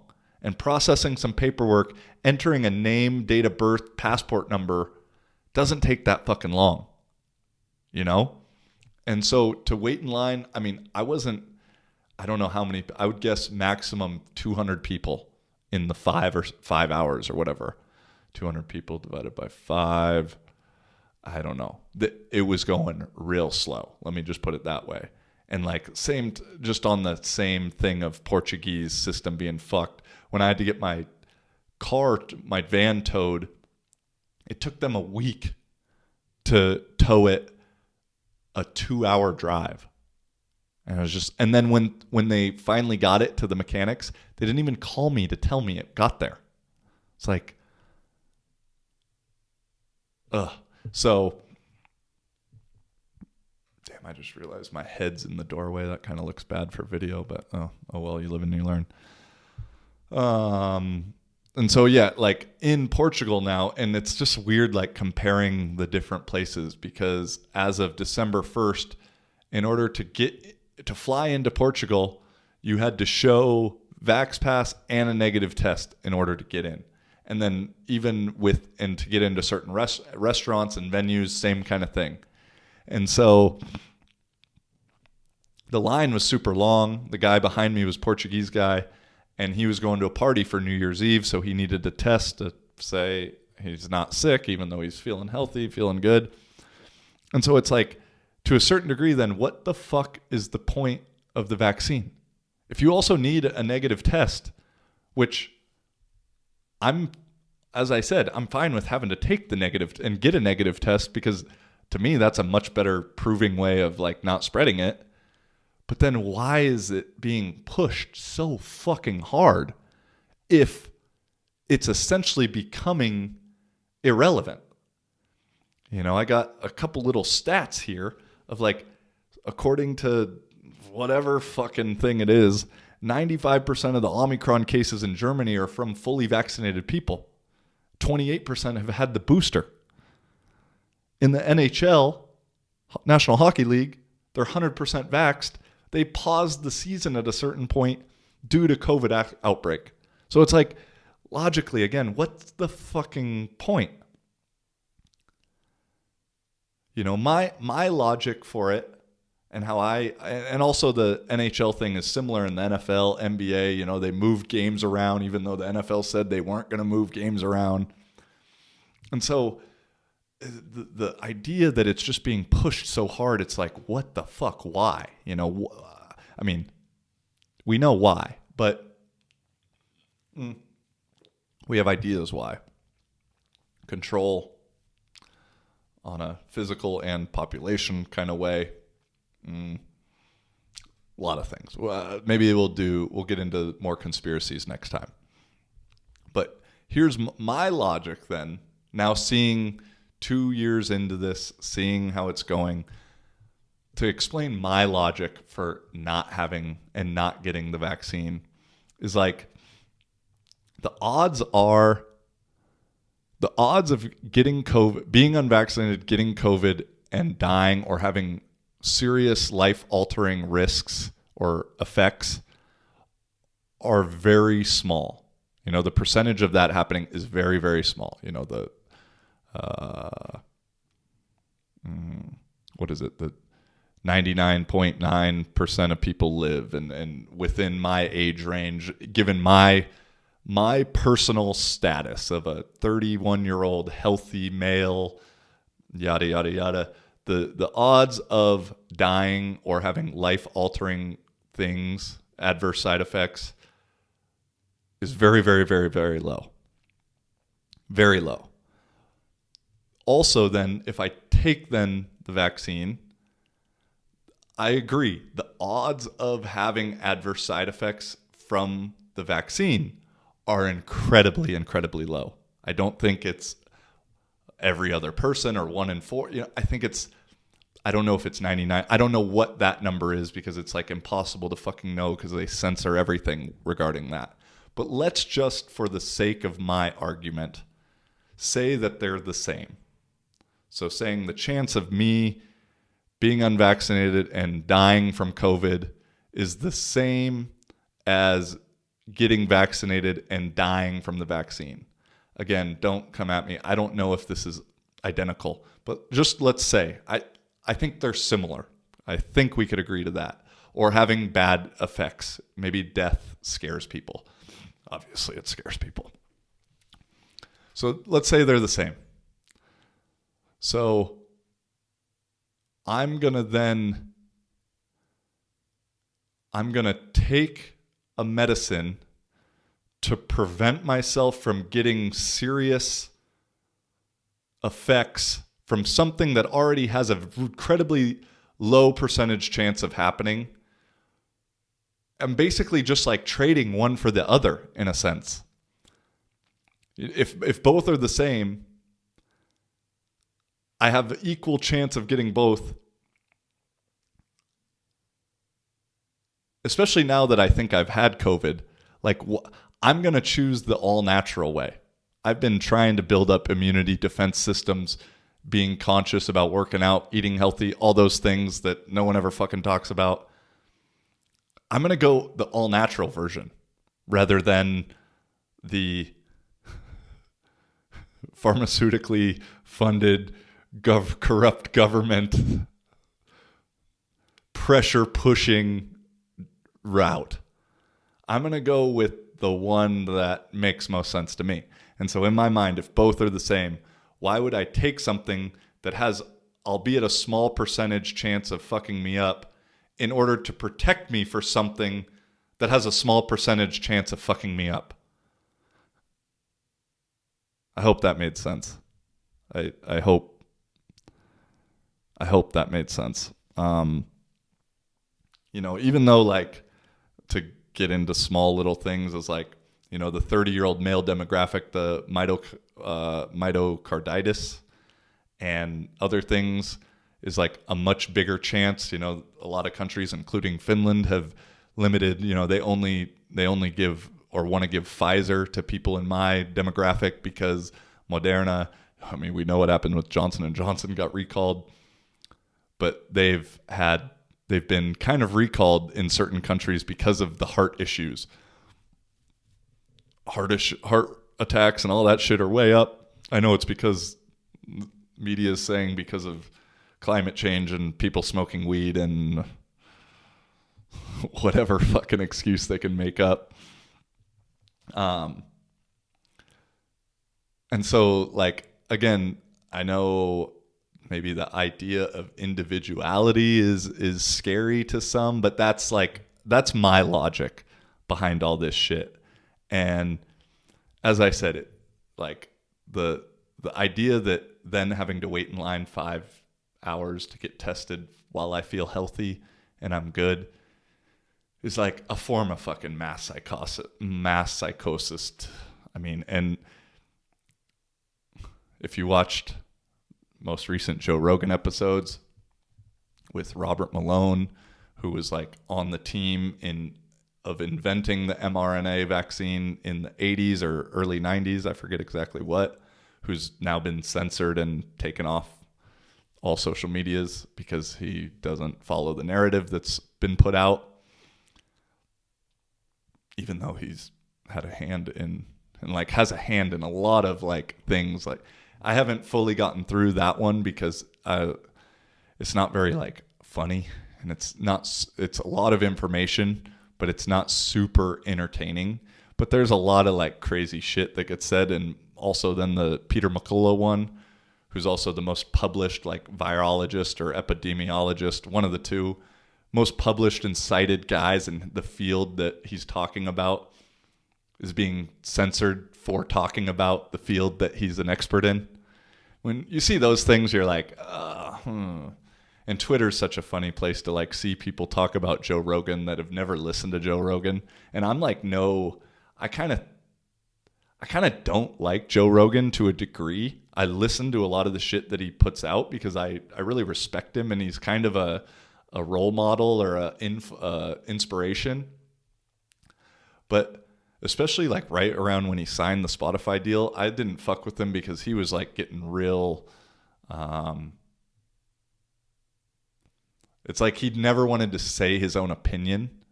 And I understand that too, because like he was getting a lot of shit and canceled, blah, blah. That's like some real shit.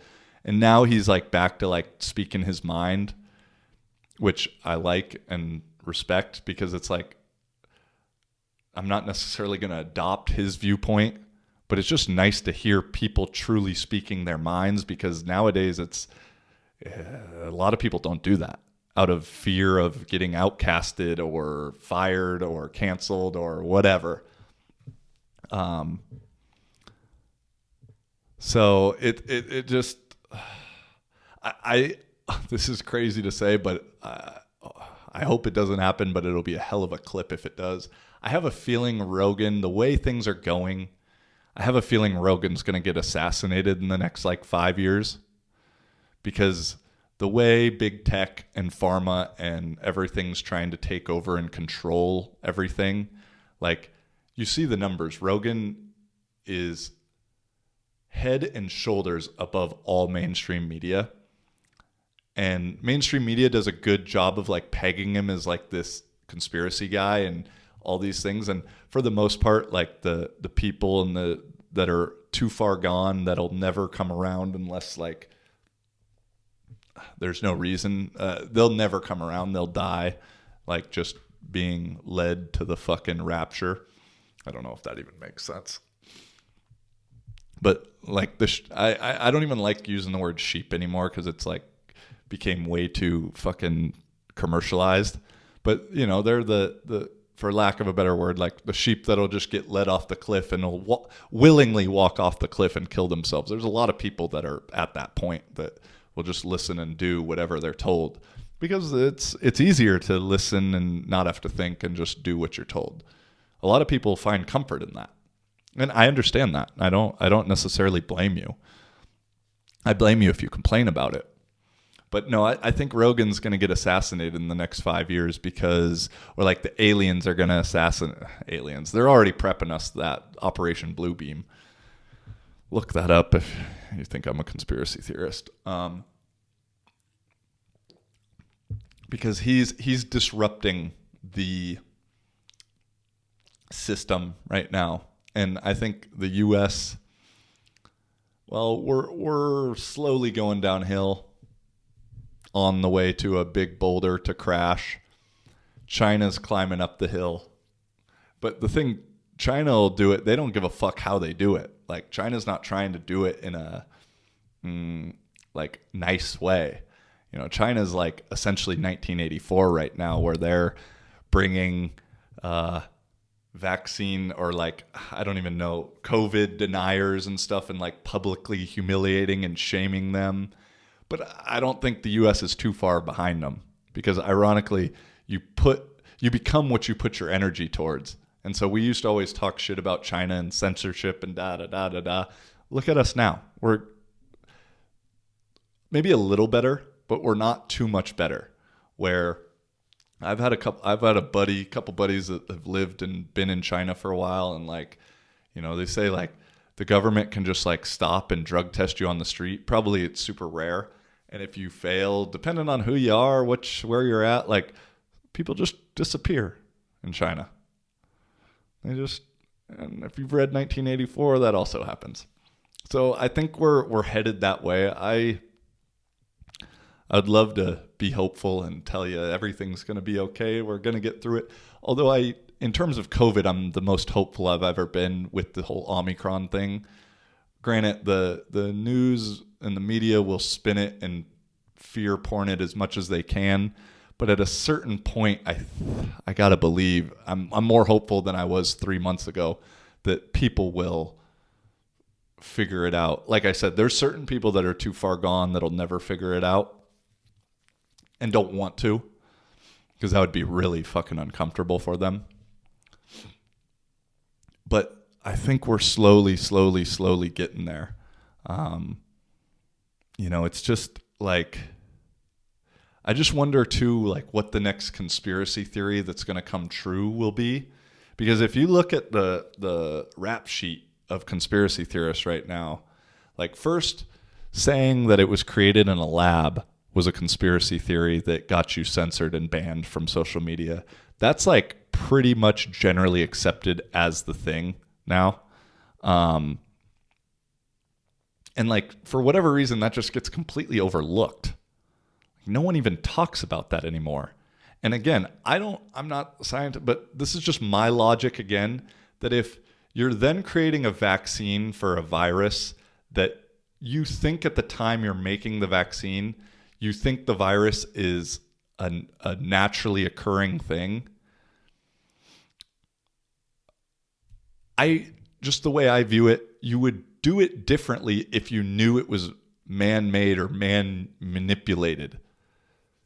And so the fact that the vaccine hasn't really done what it's been promised to do, I think is due to the fact that the virus isn't something that's natural like we've seen in the past, whether it be H1N1 or smallpox or measles or whatever the one they want to use as an example for why we should get vaccines, because they've always been there and da-da-da-da-da. So to me, that's just like logic of like, okay, well, if I was making something for something thinking it was a certain way, but really it was something else, wouldn't that change how I manufacture the response to it?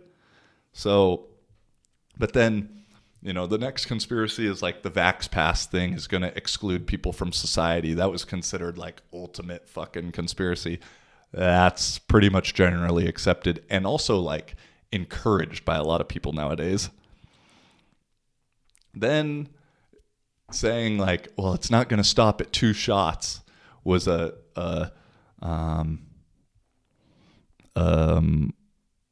conspiracy. What's the paranoid conspiracy thing? Because I remember when the Vax Pass from France came out, it had like 8 slots or 6 slots. Even the US one had, I think, 4 slots, maybe 5. And everyone said, well, why the fuck is there 3? Why are there extra slots? If it's, they're already prepping you for it and it's already there. Oh, that's just paranoid conspiracy theories.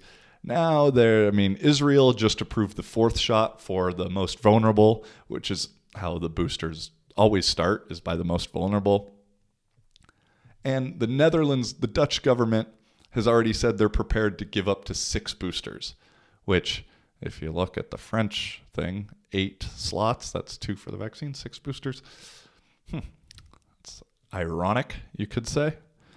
It just, those are some things. I don't know what the next one could be. I don't know where we're at this point.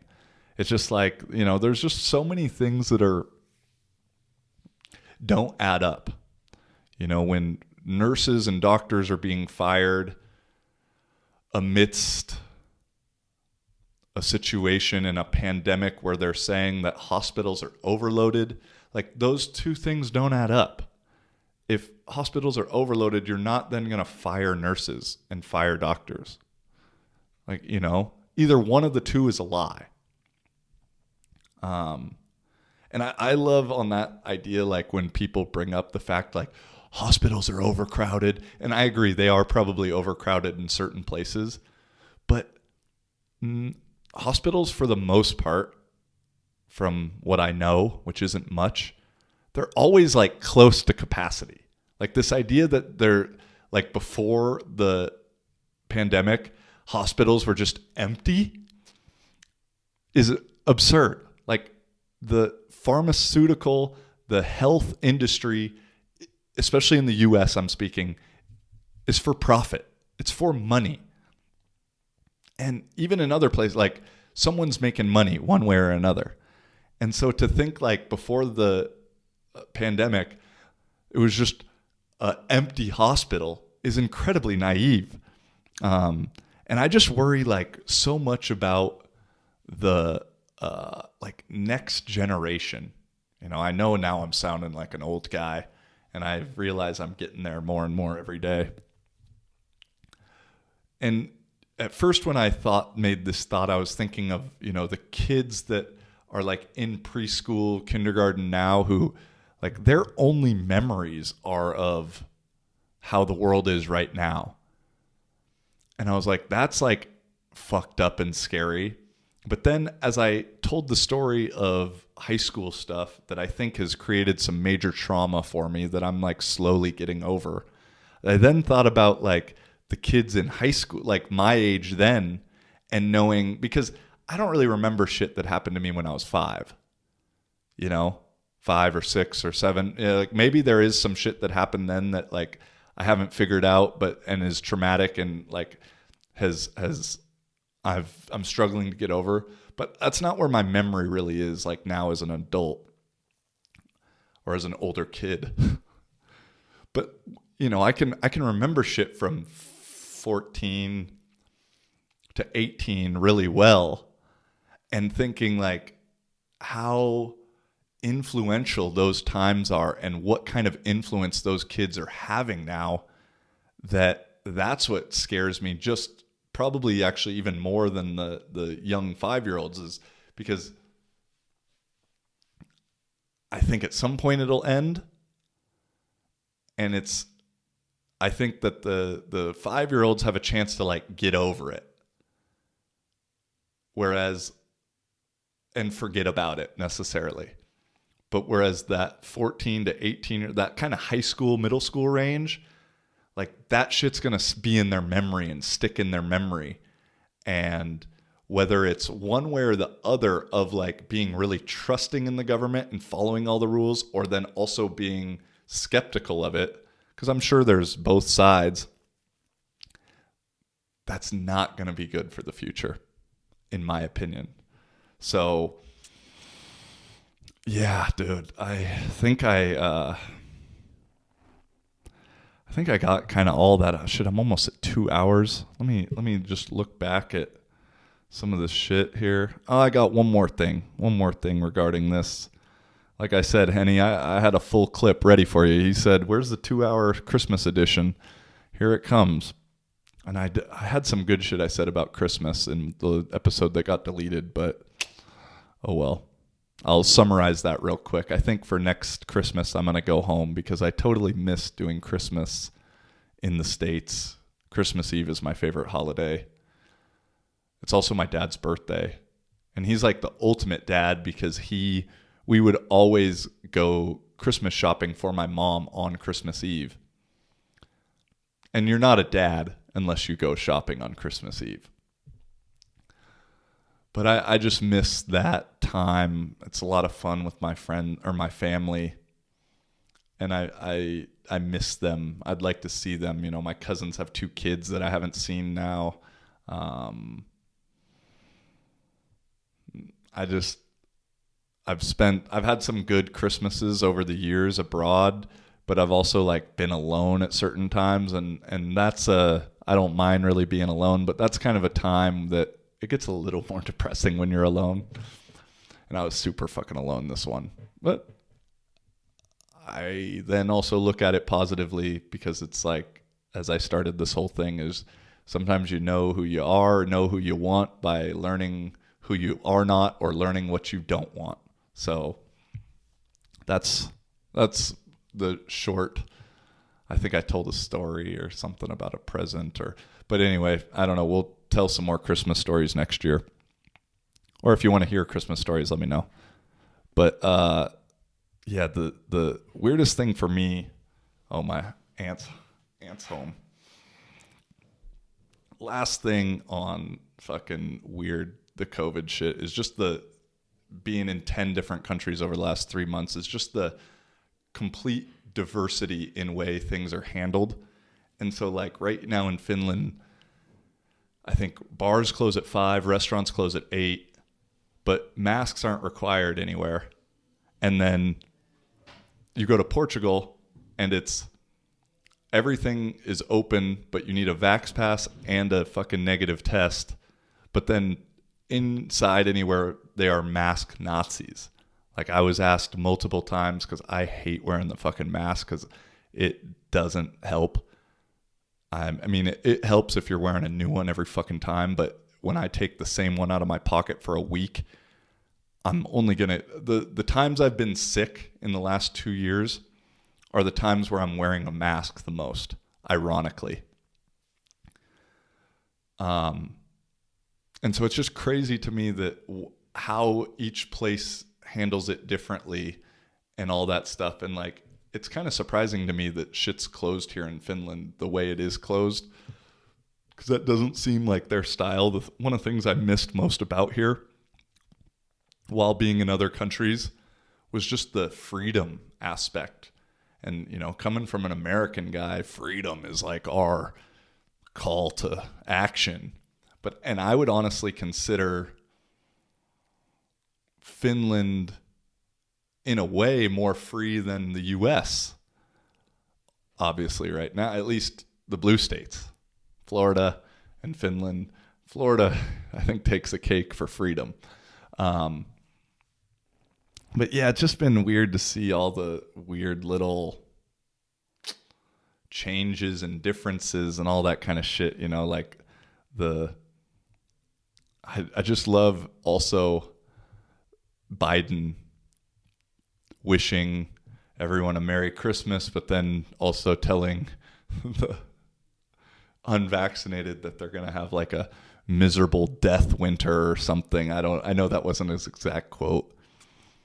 And then within the same week, they reduced quarantine time from 10 days to 5 days. It's like, oh, okay. Like, it's all just like scare tactics. That's what I think in terms of traveling and all that stuff. I got the van because I thought, I don't want to have to deal with testing and da. Flying was simple, man. Got the test. Yeah, I had to wait 5 hours in line for it. I think I probably I would have been able to get on the flight I would have been able to get to Finland. Because the rule, they make everything so obscure that you don't really know what the rules are. And so on the Finnish Air website, it said like, if you need to either be double vaccinated, have one vax, have the booster, a paper that proves you've had it, get a test within 72 hours, and then like under all that it said, but if you can't do any of those, then you just need to get tested 24 hours upon arrival. And so like all this stuff about traveling, and I mean the powers that be, I think want you to be stationary. Stationary? Yeah. Because then you stay in your bubble. And when you stay in your bubble and you don't talk to anybody and you only watch social media and the news, you become brainwashed. And then you think the world's a certain way and you think it's way worse than it really is. And then you don't want to talk to people. And then you can't learn that we're all the same. And then you hate people. And like, that's all part of it. I mean, just if I talk about it all the time, but if you haven't read the book 1984 at this point, just read it. And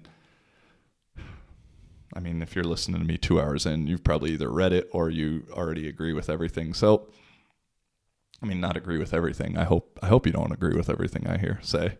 I'd like to hear what you don't agree with. But, yeah, 2 hours. I think that's good. Call it a day. Good to see y'all.